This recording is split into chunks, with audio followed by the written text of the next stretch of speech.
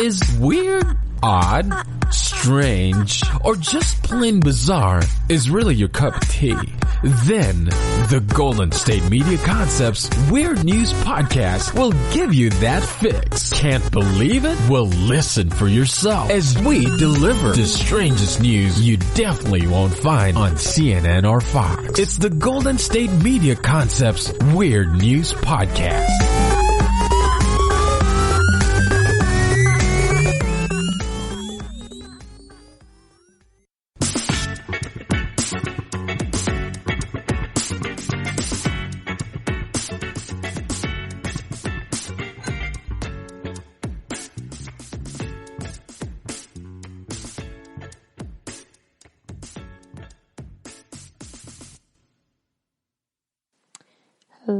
Hello, and welcome. Thank you for tuning in to the GSMC Weird News Podcast, brought to you by the GSMC Podcast Network.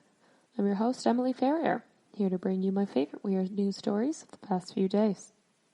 Starting us off this week, Jackie Chan offers a reward of $197,000, very specific, for an antidote to the coronavirus. So, I guess Jackie Chan has become a villain in a Bond film? That's cool. Hong Kong action star Jackie Chan offered a reward of 1 million yen, okay, that makes sense now, for the development of the antidote to coronavirus that originated in China's Wuhan city.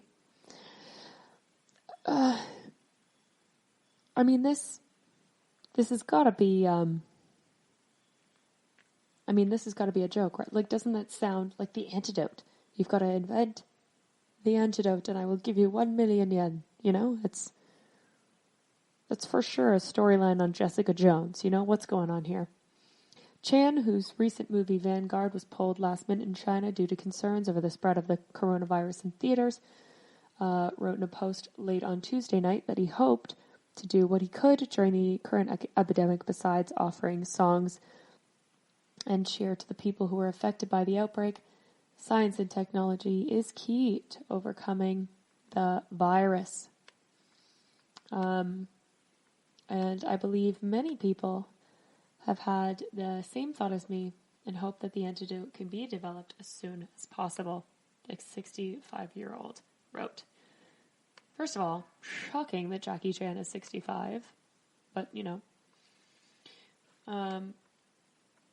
I have a naive idea now. No matter which individual or organization develops an antidote, I want to thank them with 1 million yen. He hoped that this intention would not be misunderstood. This is not about money. I don't want to see the once bustling streets empty now, and I don't want to see my compatriots fighting a virus until some of them are dead when they should be enjoying life. That's actually pretty beautiful. His post has received more than 50,000 likes as of yesterday afternoon, with many people supporting his decision and praising him for always doing his part during times of crisis in China. Yeah. There were even people that support that have asked him to raise the reward to 10 million yen. Sounds like they've got an in. They've got some ideas about, about the antidote. The virus has increased. I think it's over 30,000 confirmed cases in mainland China today. The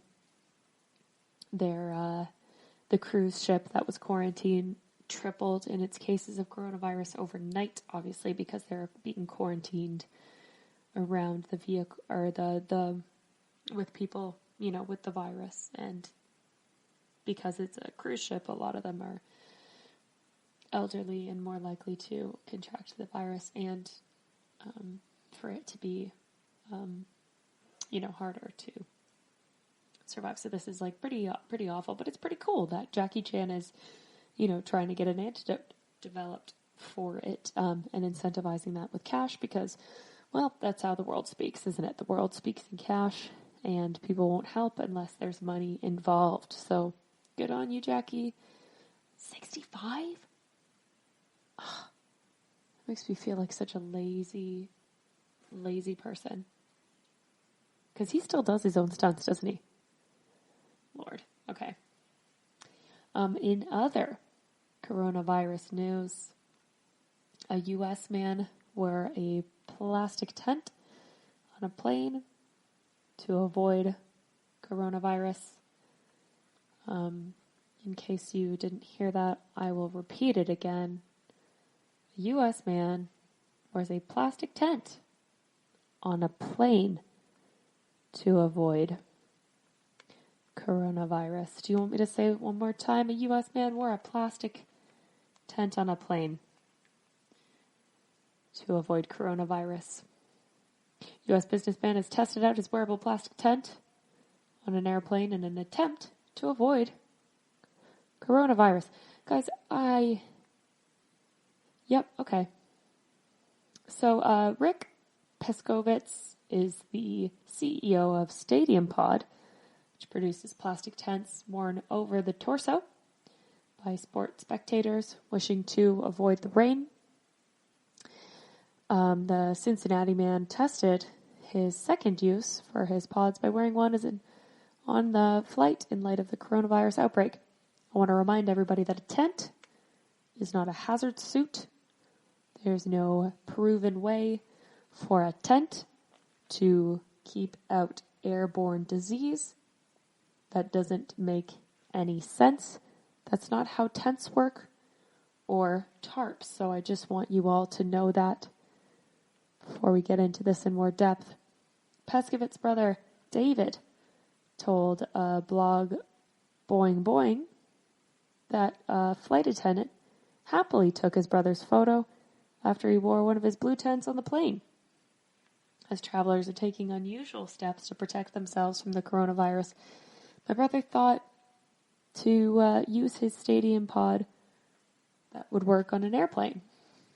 David said, man sat next to him didn't even bat an eye. Stay safe out there. Rick Peskovitz is now wondering if his tents could be used on airplanes by travelers paranoid about the coronavirus.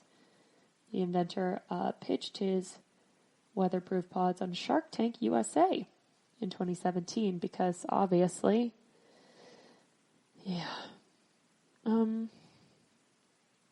wearing a tent on an airplane.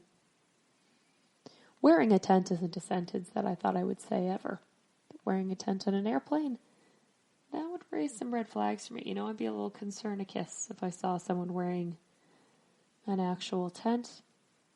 But hey, I don't think it would actually keep you safe because I really don't think that the material would, combat an airborne virus. But if it makes you feel better, right? I know everyone is still kind of panicking about coronavirus. Guys, it's we do need to take a deep breath. Yes, it is awful, and yes, it is a thing, but the more we panic, the worse it's going to be. If you're feeling flu-like symptoms, go to a doctor. Get tested. Be as calm as possible. Keep washing your hands. Keep behaving just like it's flu season. Be cautious about what you're doing. I just find it hard to not talk about coronavirus on these pods since they are literally everywhere. So I thought we'll talk about the weirdest coronavirus stories, but we'll try and treat them with sensitivity because obviously this is a horrible thing and hundreds of people have died in China from this. There's not very many confirmed cases over in America and Canada, but there are some. So, stay safe out there, guys. If you need to grab a tent, I'm sure you can get them from Rick online. If not, I would suggest probably a surgical mask or, hand sanitizer in lieu of a plastic tent on an airplane. When we come back, an Aurora officer drunk in his car. Check out the show built around the women of MMA. From the UFC to the extreme cage fighting, we got the fights covered. Listen. It's the Golden State Media Concepts Women's MMA Podcast. The latest news of upcoming fights, discussions of previous matches. Join us as we talk to and about the biggest names in women's mixed martial arts, past, present, and future. When it's the women's fight game, you know where to listen to. The Golden State Media Concepts Women's MMA Podcast.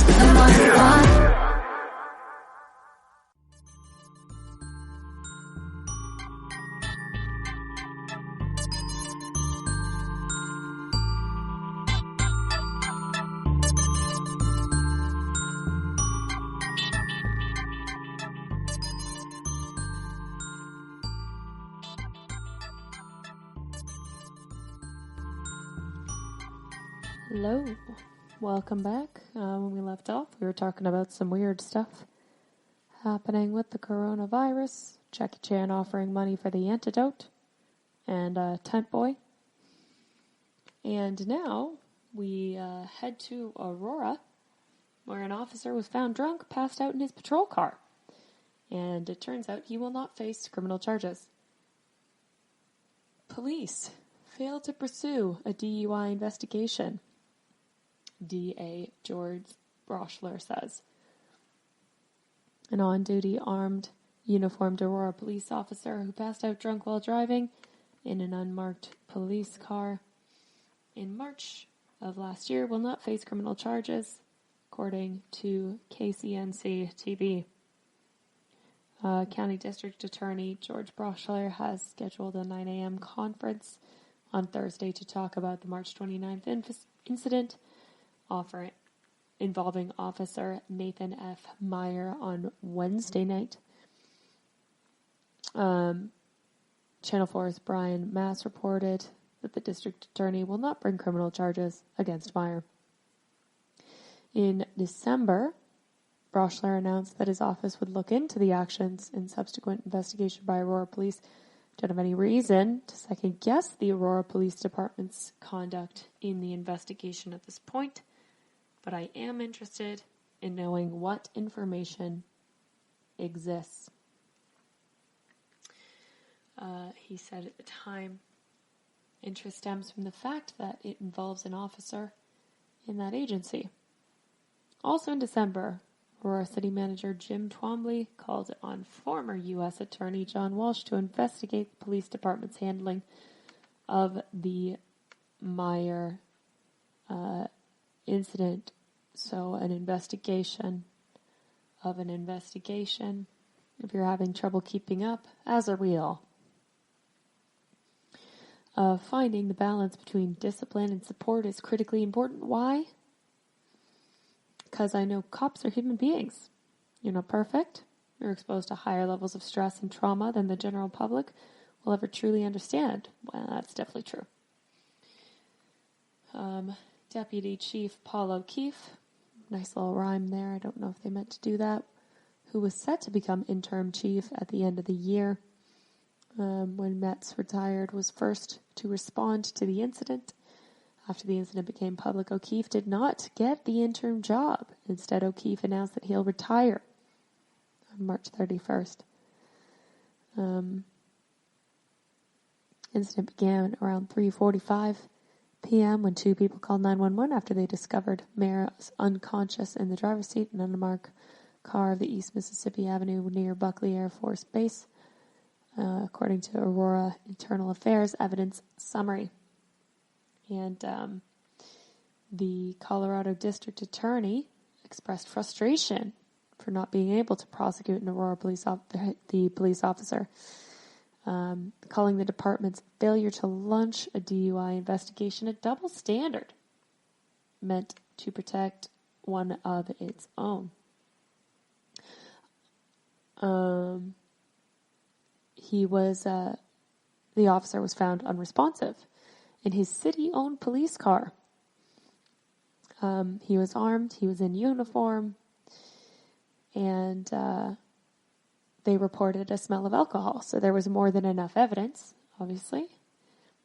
And the report said he's more than a little intoxicated, said one lieutenant in a conversation on body-worn camera footage. So they decided that they didn't have enough evidence for the DUI, but it kind of sounds like they did. And it sounds like the investigation erred on the side of protecting Meyer. I'm incredibly frustrated, Broschler said.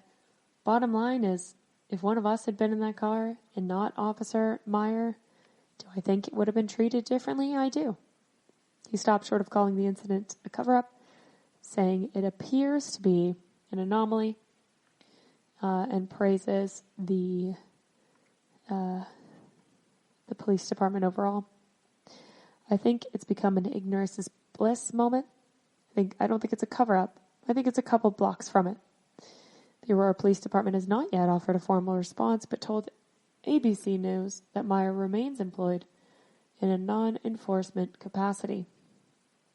Broschler said none of the 8 Aurora police officers on the scene told firefighters or EMS personnel that they had smelled alcohol. As a result, paramedics suspended Meyer might have been experiencing a stroke or suffering from opioid exposure. DUI specialists dispatched to the hospital where Meyer was taken and told to stand down, Broschler added. He said there was no attempt ever to seek Meyer's blood or begin a DUI investigation by the police. Medical staff at the hospital said he was taken and they had to draw blood. Results indicated a blood alcohol level was 5 times over the legal limit. And to me that sounds like a very big amount of over the legal limit. But they couldn't use the results because of medical privacy and law that prevents information from being compelled as part of internal affairs been being used by prosecutors. I'm not sure why that law is in place. I do not believe I had a reasonable probability of success at the trial on these charges. Broschler said O'Keefe, who was at one time supposed to serve as interim chief, has retired, as I said before. What do we think about this? Do we think that he should have been prosecuted? It's kind of a weird one. However, there could be an explanation for this because I stumbled across this article. Experience. I get drunk without drinking. So maybe that explains what happened here. I was dressed as Mr. This story is from New Jersey, from a gentleman in New Jersey. I was dressed as Mr. Potato Head one Halloween and realized something was wrong. My wife and I had friends over to our home in New Jersey. Over dinner, I started to feel unwell and took to bed. Next morning, Michelle found me having a seizure, choking on my vomit. At the time, he had enjoyed good health, but had an operation following a sinus infection, and afterwards was walking into walls, slurring words and falling asleep. Thought he was just recovering. During the seizure, he was rushed to the hospital. Doctors said how much had he had to drink. My kidneys and liver were showing alcohol withdrawal. She was stunned. I have diabetes, and we don't have alcohol in our home. In the 2 years that we'd known each other, we'd only been drunk once, sharing cocktails on a cruise. The hospital ran tests, but couldn't find a cause.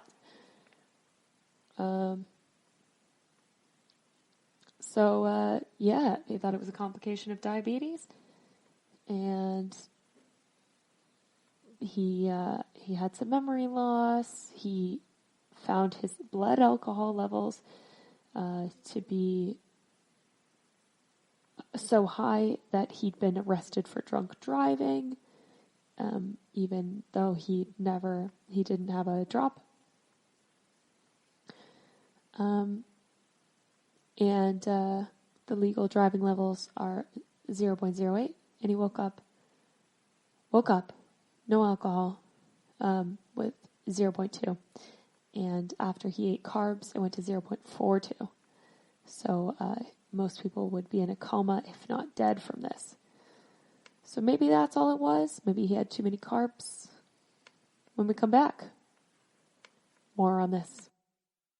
This is your ultimate stop for everything sports. The Golden State Media Concepts Sports Podcast. Should I say more? From the NFL, MLB, the NBA to MMA, it's all in here. The Golden State Media Concepts Sports Podcast. Listen now.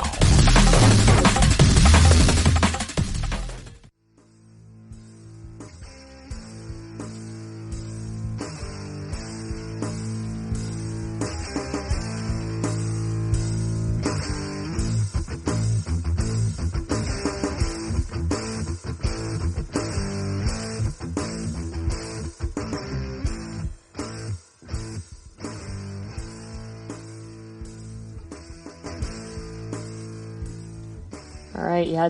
Hello. And welcome back. Before the break, we were talking about some weird alcohol news.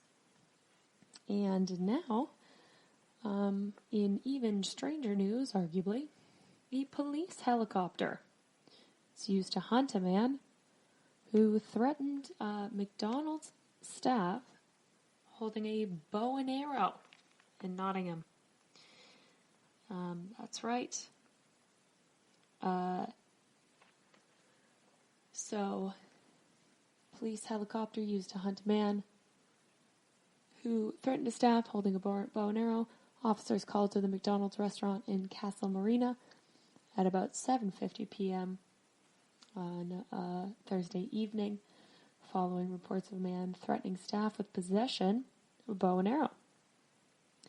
No one was injured at the incident, thank God, but a police helicopter was called to assist in the search for the man. Police have not yet found the man and are urging the public to contact them if they have any information at all. So yeah, all reports of threatening and intimidating behavior are taken very seriously, and we'll investigate this incident to locate the man. Andrew Wright says of Nottinghamshire Police. McDonald's certainly has a reputation for things like that, like weird, bizarre incidents, and these kind of weird things have shown up on police reports definitely more than once. So obviously it's going to happen. These things are open 24/7. Weird things happen after midnight. So let's talk about from the good to the bad, the oddest things that have gone down at a McDonald's. First one, a topless woman went berserk and trashed the restaurant. There's a reason Florida has a reputation for bizarre criminal behavior that makes the rest of the county shake their heads. Sandra Suarez, 41-year-old woman, made headlines back in 2014 when she trashed McDonald's in Pinellas Park, wearing nothing but a bikini bottom, captured on video by pushing cash registers onto the floor, throwing anything she could get her hands on, and knocking over a drink dispenser. You name it, she turned it over. She's also took a moment to help herself to some ice cream from the machine into her mouth. You get hungry. She became irked when an employee turned down her offer for a sexual favor in the parking lot and came inside. After the employee told her to put her shirt on, she lost it. After an examination at the hospital to confirm she wasn't under the influence of drugs or alcohol, she said that she did not remember much of the event and said that it was due to her bipolar disorder.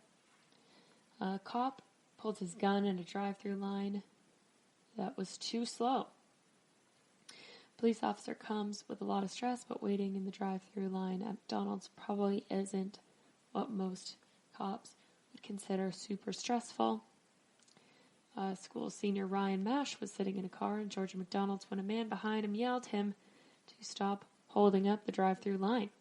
Rather than just sit in his car and think about the fast food meal awaiting him, the man optioned to grab his gun instead. Mash said the man leaned into his car window, pointed the gun at him, and said, "Do you know who I am?" Mash said, "The second I saw the gun, I blacked out." Even more disturbing is that the man was a police officer, known as Scott Bumy, 25-year-old veteran of DeKalb County Police. He was arrested and lost his job before being placed on a 10-year probation. During his court hearing, it was revealed that he had a long history of mental illness. The former cop telling the judge he'd even undergone electroshock therapy, very archaic form of therapy.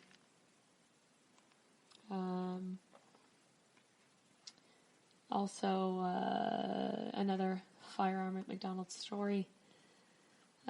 Shanika Monique Torres lost her control in a Michigan McDonald's in 2014. Popped off a gunshot into the restaurant's drive-thru because her bacon cheeseburger was missing the bacon twice, to be fair. Fool me once. Shame on you, fool me twice. Guns. It's not like the McDonald's employee messed up her order once. She whipped out her gun. That'd be insane, but her order was wrong. Manager offered her a free burger. When she later returned to the McDonald's at 3 a.m., another bacon cheeseburger. That sandwich was missing bacon as well. And she fired the gun, Her attorney argued that the gun went off by accident. The jury didn't buy it, and she was sentenced to 3 to 7 years in prison. So it's not really worth bringing home the bacon, if you will. Man tried to pay for his McDonald's order with a bag of weed. Used to be a cash-only business, and now it accepted debit, credit, and mobile payments. However, a bag of weed turns out is not legitimate payment. Andrew Gallagher is a guy who likes to get creative. He was obviously Florida. However, the McDonald's worker denied the payment, and Gallagher left. When he returned to the restaurant later, police were waiting for him, and he was busted for possession and driving under the influence. The couple got a bag of cash served for their breakfast. Finding a wad of cash is pretty lucky, but finding it at a McDonald's kind of makes you wish you had your McDouble instead. My husband opened the bag and discovered there was money inside. He said, "You're not going to believe this."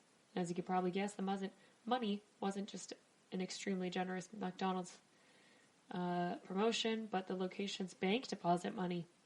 Presumably, a panicked employee quickly discovered the mistake and was able to catch up with the couple who returned the cash. Terry admitted that she and her husband got a laugh of the mix-up, but there was no hesitation in handing it back over. "I couldn't live with myself," they said. Alas, it's not a new corporate policy. It's a shame. That would be a lot of McTasty burgers. An employee was busted for selling heroin in Happy Meals. Fast food jobs don't exactly have a reputation of paying well.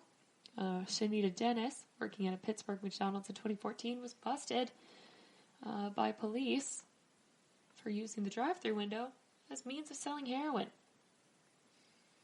They said that if the customers wanted to buy, they said they ordered a boy toy. The toy actually referred to a bag of heroin, which customers would be given by a Happy Meal box at the drive-thru window.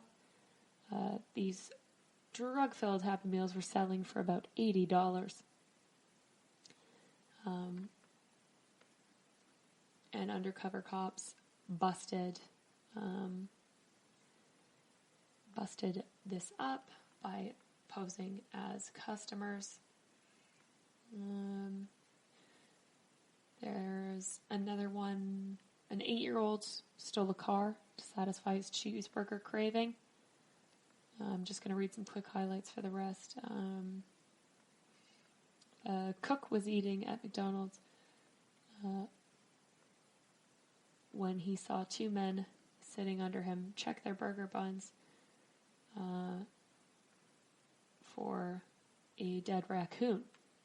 And an employee was arrested for spiking a cop's drink. And, I could keep going on and on, but we don't have enough time for that. So if you want to read more, just look them up. There's so many of these. It's absolutely absurd. Stay tuned for when we come back and talk about beer. Check out the show built around the women of MMA. From the UFC, Invicta FC, Bellator, and One Championship. We got the fights covered. It's the Golden State Media Concepts Women's MMA Podcast. The latest news of upcoming fights, discussions of previous matches. Join us as we talk to and about the biggest names in women's mixed martial arts. Past, present, and future. When it's the women's fight game, you know where to listen to. The Golden State Media Concepts Women's MMA Podcast.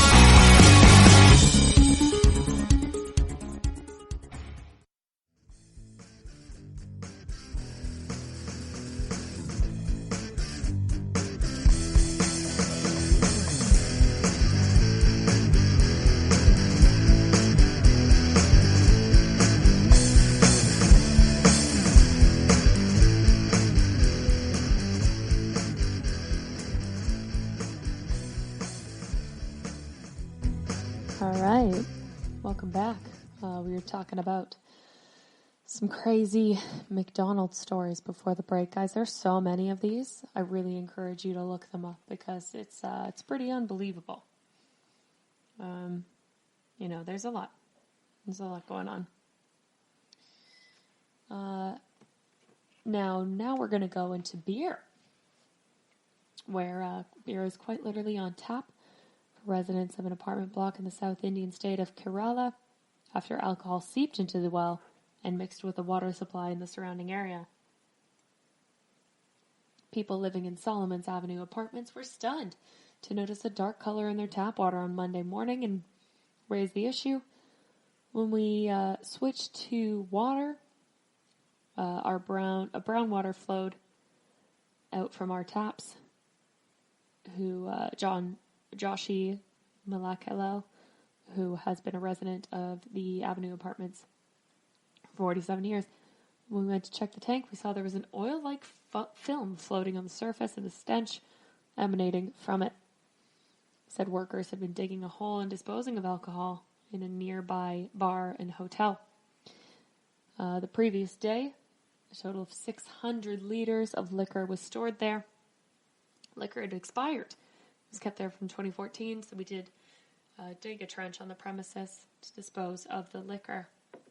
Unfortunately, it seeped into the nearby well, polluted the water stream of the nearby apartment complex, a local official told CNN. As a result, beer, brandy, and rum had been pouring into the apartment complexes and kitchen sinks. The 18 families who lived in the apartment complex have filed a complaint with their local municipality. They provided us with 5,000 liters of water, but that's not enough for these people. Should have allotted land for a bar so close to a residential area. Lack of water makes things quite difficult. Lit.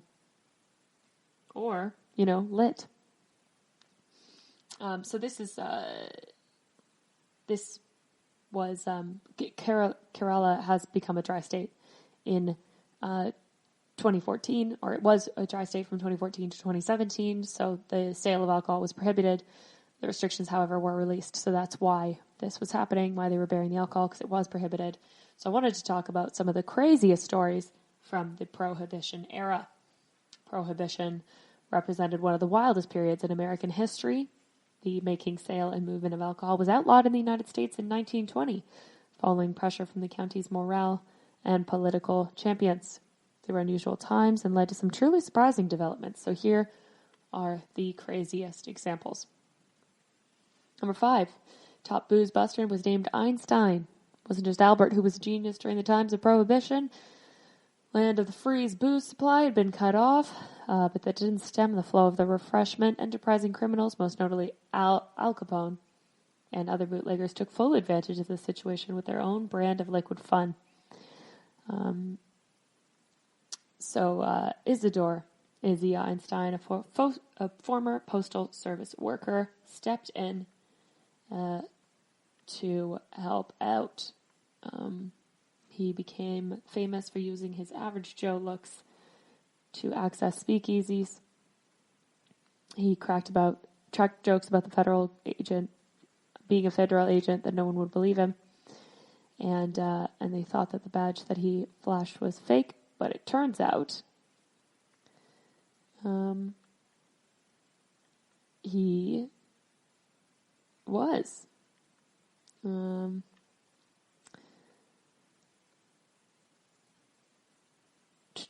Number 4, you could buy alcohol in drugstores. So alcohol could be prescribed for medical complaints, leading to legal yet scenario-based doctors where doctors became bartenders. If they passed some money over the counter, they could quench their thirst.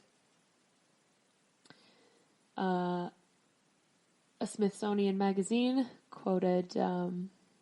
quoted as saying, presumably doctors were doing examinations and diagnosis, but mostly it was bogus. There may have been some people who were being prescribed because they had a perceived medical need, but it was really a way for some physicians and pharmacists to make a few extra bucks during this era.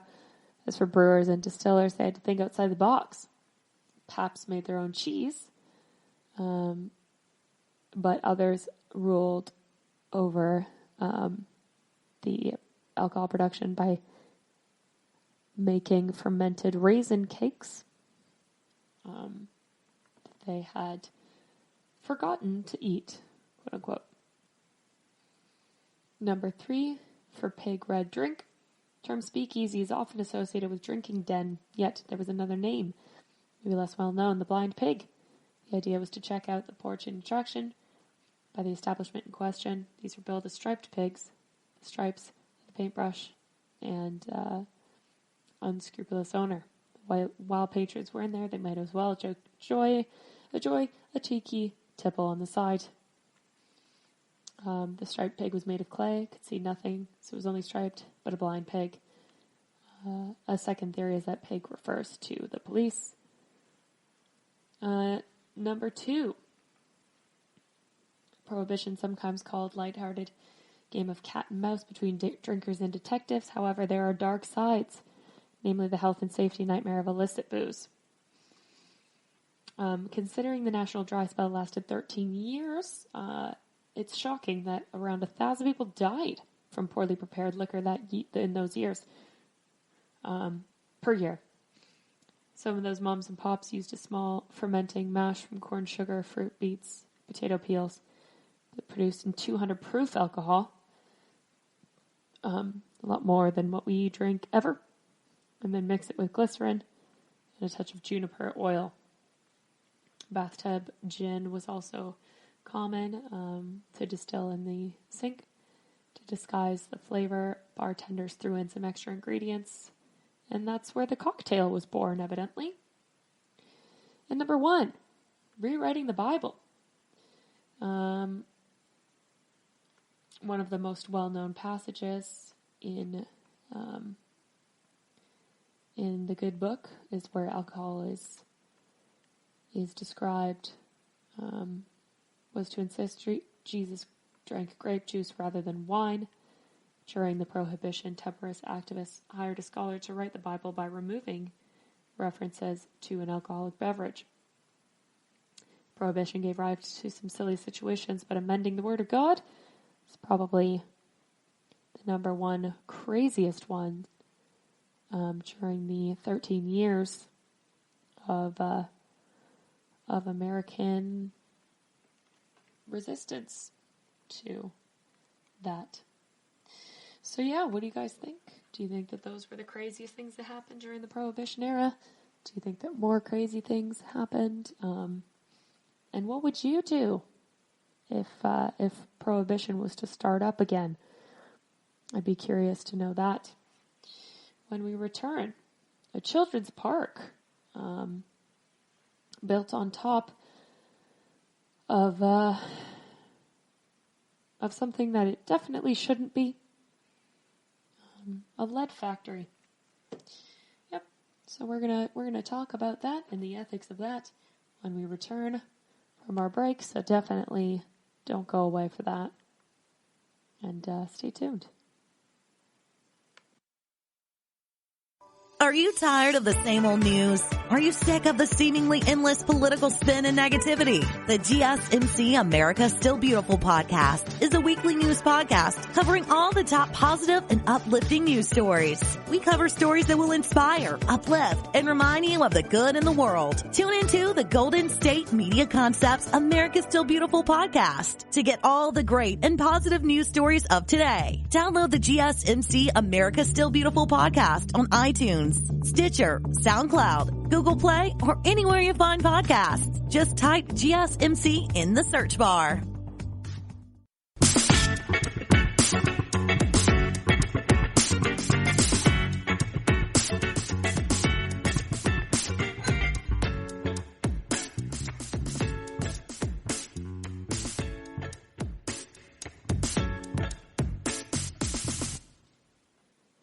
Welcome back. Before the break, we were talking about the Prohibition era and some fascinating things that people did to skirt around the laws that were. And now, a children's park planned for on top of an old lead factory in Omaha riverfront. An agreement in the 90s banned trees from the site. Designers and engineers are asking the state to let them place the plants anyway. Don't know if you've seen Parks and Rec, but this would have been a fantastic storyline for them. It's hard to find shade during the summer months in the Omaha's riverfront. There's no trees, and in their absence, this is no accident. Lewis and Clark landing site on top of an old lead plant, and tons of toxic soil are contained underneath. There is a clay barrier keeping up the lead-laced soil in place, because in the late 90s, local leaders thought it was too expensive to truck away. Now the landing is part of a $300 million privately backed riverfront redevelopment effort. Designers have planned a children's park right on top of where furnaces in the lead plant once produced the toxic heavy metal. Having that children's playground, that destination playground, will help bring people into the area, said Kate Bassett, the new parks boss at the Metropolitan Entertainment and Convention Authority. It will just spur further activation. Mecca was tapped to oversee construction and activation of the Jean Leahy Mall, Heartland of America Park, and Lewis and Carroll, Lewis Carroll, Alice in Wonderland, landing by the city and the Downtown Riverfront Trust. The organization created a wealthy philanthropic backing to the project. It's important to keep in mind the efforts made for this, Bassett said in an interview with KETV. Newswatch 7 investigates. Part of the mitigation was having a geosynthetic clay liner, which covers up any waste material in the area. It sounds like the definition of a Band-Aid solution. The City of Omaha took ownership of the land in the late 90s. Asarco, the company that ran the lead smelting operation on the banks of the Missouri River more than 100 years, gave the land away after an extensive cleanup effort, but the transfer came with strings attached. Trees shall not be planted or allowed to grow in any capped area unless they are placed in pots or containers adequate to contain their roots. Between the company, said a portion of the agreement between the company and the Nebraska Department of Environmental Quality. The majority of roots in larger trees reach 2 feet deep into the ground. Tree Sanctuary in Chicago says, but roots of a drought-resistant trees can go even deeper, sometimes more than 20 feet. Clay liner keeping the place sits 6 feet in the ground. So that doesn't sound like it's going to work out too well. It's a restriction that landscape architects and engineers are confident that they can now get axed by state regulators. Those covenants were extremely restrictive, says Chris Coing, a senior project manager with the Omaha-based HDR. Arsco is defunct, and the city owns the property, so a part of what we're working with in the state is renegotiating these covenants. Coing says state regulators are allowing trees on the site as long as the landscape architects hired for the project can show good science and good engineering. Coing stressed that the team is picking up smaller ornamental trees. Everyone keeps worrying about taproot that's going down in Texas. We're picking up trees that have a shallow root ball.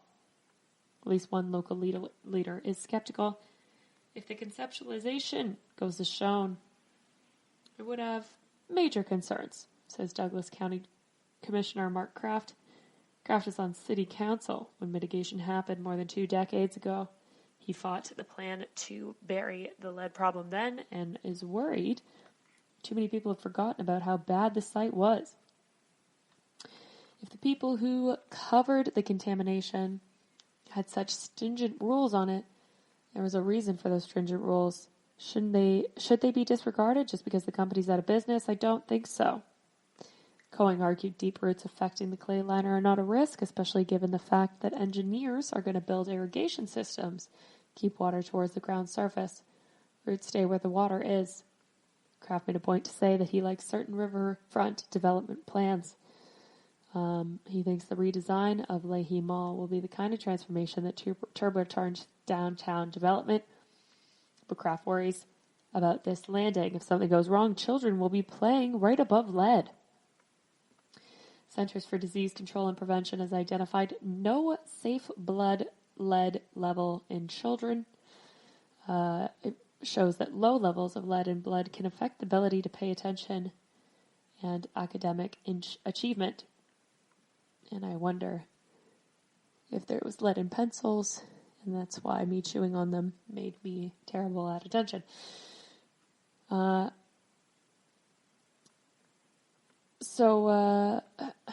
riverfront redevelopment project spans 90 acres in downtown Omaha.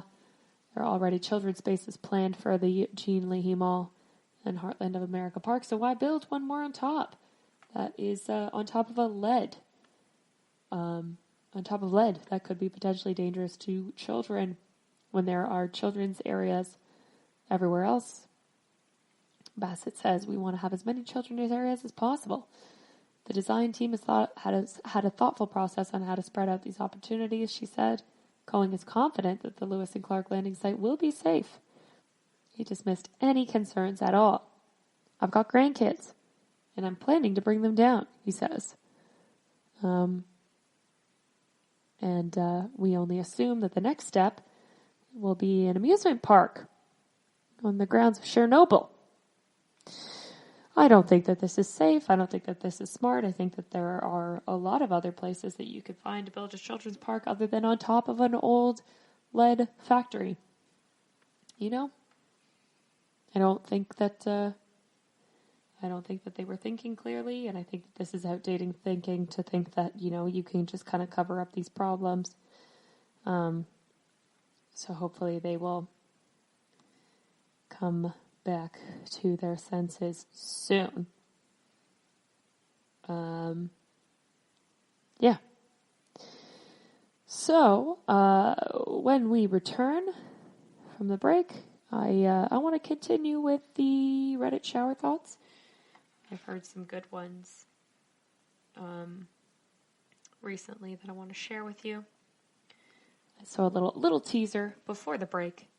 Old people are stale babies. Old people are stale babies. Or they're baby raisins. Here's one for you. So we're going to have more of those when we return from the break. Maybe ones that you'll like more than that. But you got to stay tuned to find out when we return. The GSMC Life and Happiness podcast takes you on a journey of exploration. We'll discuss tried and true methods alongside the latest trends of how to best live your life to its fullest and happiest. From psychology to meditation, science to self-help books, the GSMC Life and Happiness podcast will help you to discover what makes you happy and how you can live life being the best you possible. Download the GSMC Life and Happiness podcast on iTunes, Stitcher, SoundCloud, Google Play, or anywhere you find podcasts. Just type GSMC in the search bar.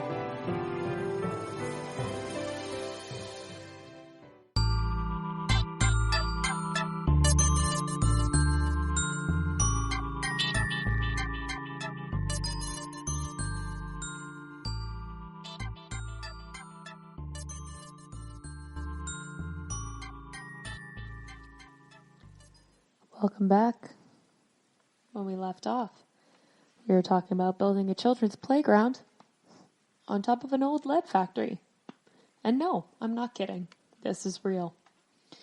And now that we're back, here's some more Reddit shower thoughts of the past few days. I love these, and I hope you do too.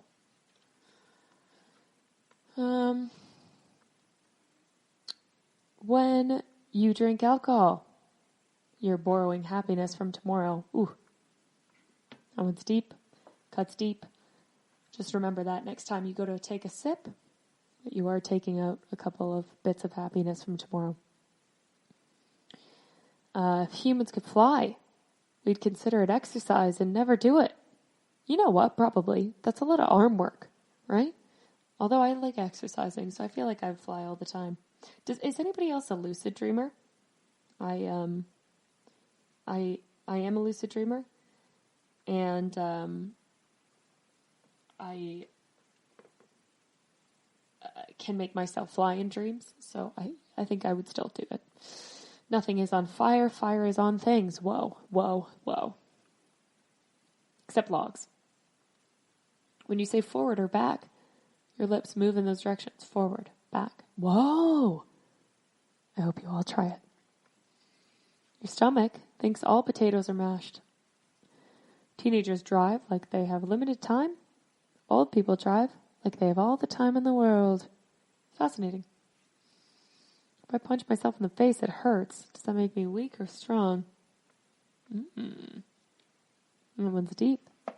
You know, there's I guess an argument could be made either way. Clapping hands is just hitting yourself because you like something. A lot of hitting could be that. Strap on, spelt backwards, is no parts. That's for the adults. The Swiss must have been pretty confident in their chances of victory if they included a corkscrew on their army knife. Yeah, celebrate, baby. Why do people say tuna fish when they don't say beef mammal or chicken bird? Because those would be weird. Don't say kid yourself. Oh, don't kid yourself. Oh, I don't think I'm going to say this one. The person who would proofread Hitler's speeches was a grammar Nazi. When jogging, we put on special clothes so that people don't think we are running from or to something. You know what? I'm going to stop wearing jogging clothes and I'm going to see what people say. If Hillary had won in 2016, it would have been the first time that two presidents have had sex with each other. Well, we don't know that. You know? We don't know everybody's history. We haven't seen everybody's list, if you will. The Japanese flag could actually be a pie chart of how much of Japan is Japan. In order to fall asleep, you have to pretend to be asleep. The Ultimate Actor's Guide. Whenever you dig up dirt or a rock, that could be the first time that it's seen the sun in millions of years. How nice. What a lovely thought. A ton of people is literally 12 to 15 people.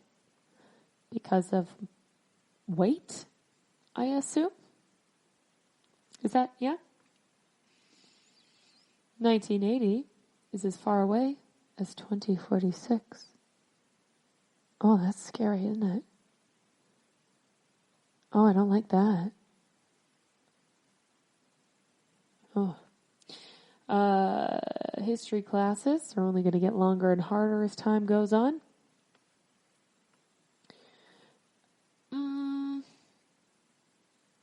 I imagine that other things will be shortened. Gyms should offer a membership package where you pay for every day that you don't go. That is for sure true, right? You know? Like, I really do think that would get more people going to the gym if you had to pay for the ones you don't go to. Of course, for the meatheads, they get paid to go to the gym. Kind of makes sense that the target audience for fidget spinners lost interest in them so quickly. Oh, that's true. They're gone now, right? They're not a thing anymore. The Olympics is the only time you hear great execution by North Korea, and it seems okay. Haha, dark.